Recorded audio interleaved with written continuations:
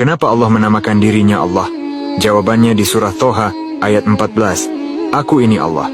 Tidak ada Tuhan selain aku, maka sembahlah aku dan laksanakan solat untuk mengingatku. Nama Allah dalam bahasa Arab terdiri dari 4 huruf, yaitu alif, lam, ha. Jika alifnya kita hilangkan, akan tersisa 3 huruf dan dibaca lillah. Al-Baqarah ayat 284, milik Allah lah semua yang ada di langit dan di bumi. Jika kita hilangkan 1 huruf, maka tersisa 2 huruf dan dibaca lahu.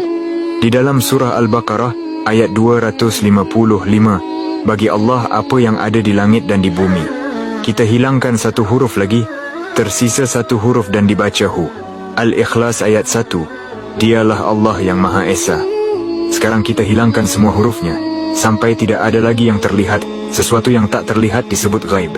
Al-Baqarah ayat 3, mereka beriman kepada yang gaib dan melaksanakan sholat.